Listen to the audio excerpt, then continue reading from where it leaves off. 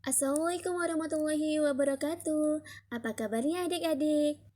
Pada video pembelajaran kali ini kita akan belajar tema 3, subtema 2, pembelajaran kedua. Adik-adik, meskipun adik-adik belajar dari rumah, kalian ingatkan adik-adik supaya tetap menjaga protokol kesehatan. Sering-sering cuci tangan menggunakan sabun, gunakan masker ketika keluar rumah, dan tetap jaga jarak. Nah, sekarang kita mulai pembelajaran kita.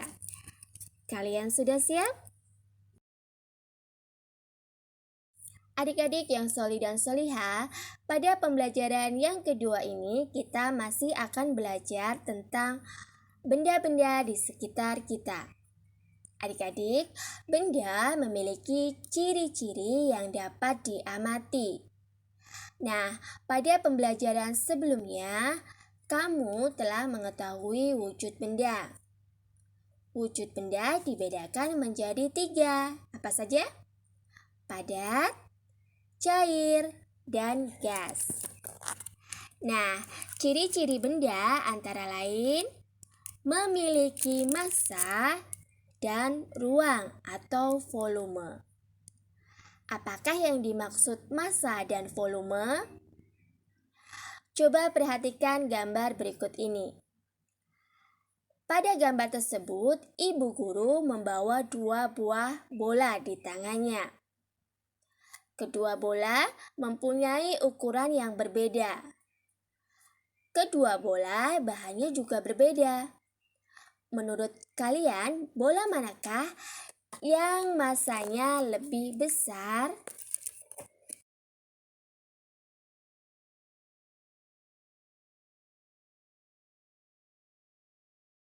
Adik-adik, untuk menjawabnya, mari kita letakkan kedua bola pada timbangan. Apakah yang terjadi? Coba lihatlah. Perhatikan baik-baik gambar pada video. Bola basket bahan penyusunnya berbeda dengan bola plastik.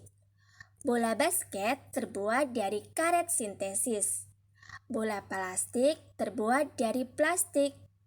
Ternyata bola basket lebih berat daripada bola plastik. Nah, adik-adik, banyaknya bahan penyusun yang terdapat dalam benda disebut massa. Jadi,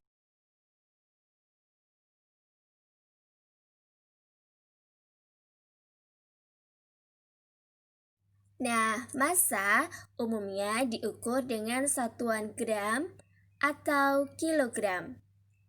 Perhatikan gambar berikut ini. Ini adalah gambar alat pengukur massa benda, yaitu timbangan dan neraca. Adik-adik pernah melihat alat pengukur massa yang ada pada video ini?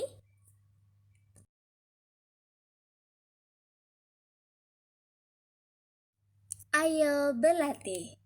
Perhatikan gambar-gambar yang akan Kak Dian berikan di video ini. Gambar yang pertama.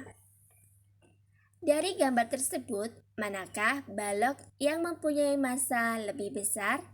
Apakah balok Y atau balok H? Ya, balok Y mempunyai massa yang lebih besar dari balok H. Sekarang, perhatikan kembali gambar berikut ini. Ada 2 buah gelas ukur, yang satu berisi air dan yang satu berisi gelas ukur yang kosong.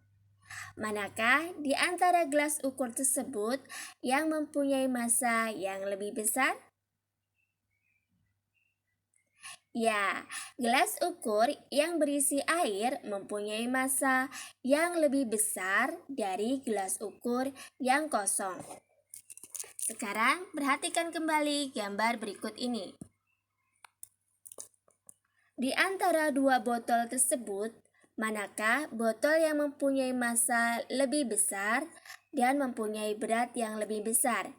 Apakah botol A atau botol B? Benar sekali, botol B mempunyai massa yang lebih besar dari botol A. botol B mempunyai berat yang lebih besar dari botol A.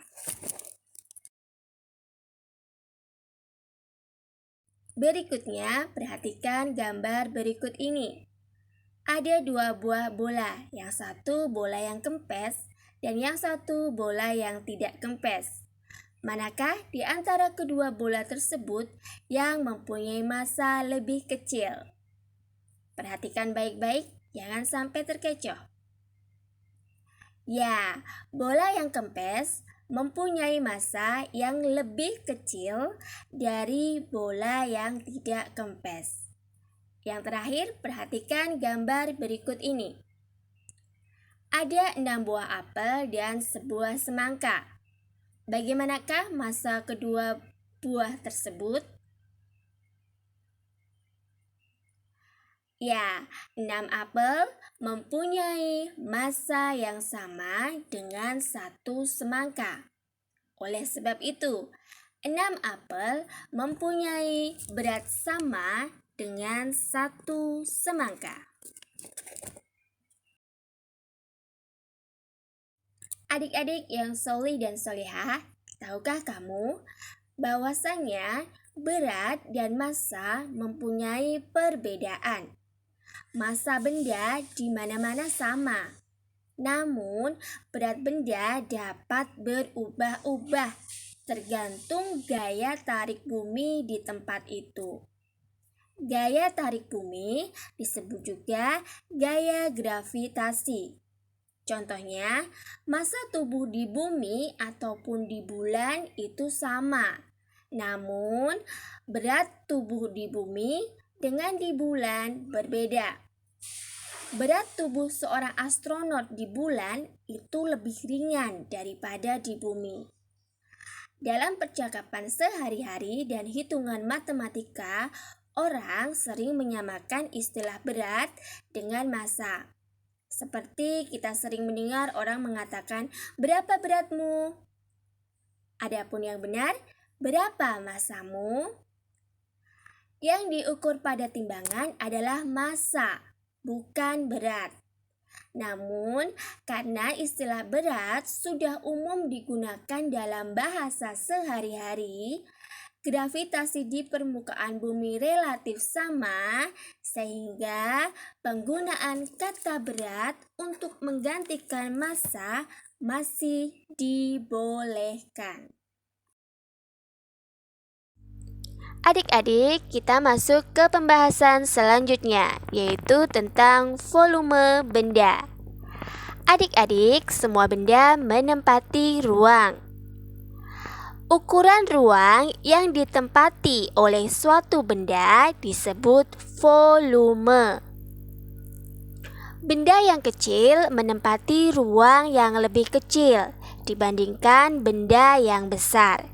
Hal ini berarti benda yang kecil memiliki volume yang kecil, sedangkan benda yang besar memiliki volume yang besar. Perhatikan gambar berikut ini. Kak Dian mempunyai 2 buah akuarium.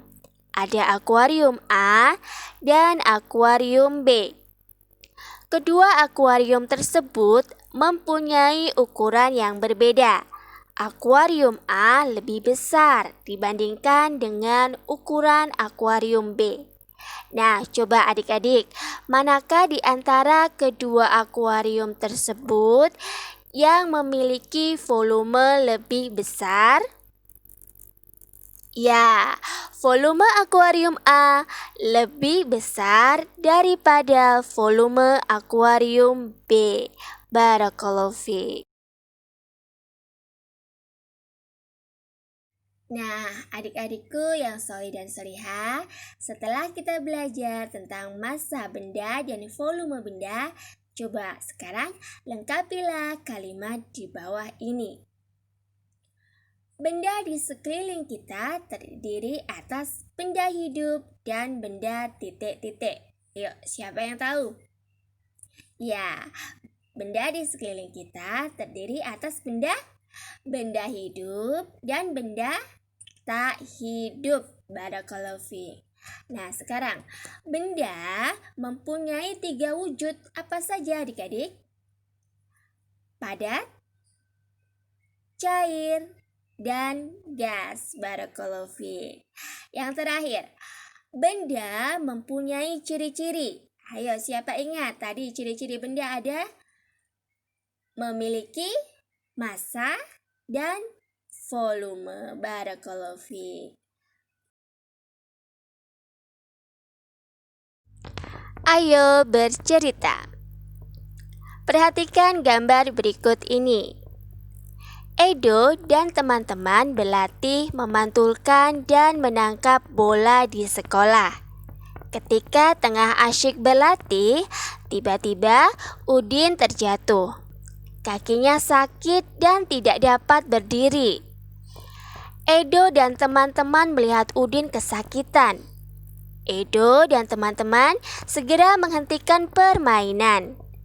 Kemudian, Edo dan Benny menolong Udin dengan memapanya ke UKS. UKS singkatan Unit Kesehatan Sekolah. Setelah diperiksa, ibu guru menduga kaki Udin terkilir. Oleh karena itu, kakinya perlu diperiksa ke dokter. Perbuatan Edo dan Benny menolong Udin sangat terpuji. Nah, adik-adik, apakah kamu mempunyai pengalaman menolong teman atau orang lain? Silakan ceritakan pengalaman kalian melalui voice note ke guru kalian. Adik-adik, sekarang kita akan belajar menulis. Adik-adik, kamu telah menyimak cerita temanmu. Cerita tentang pengalaman menolong orang lain.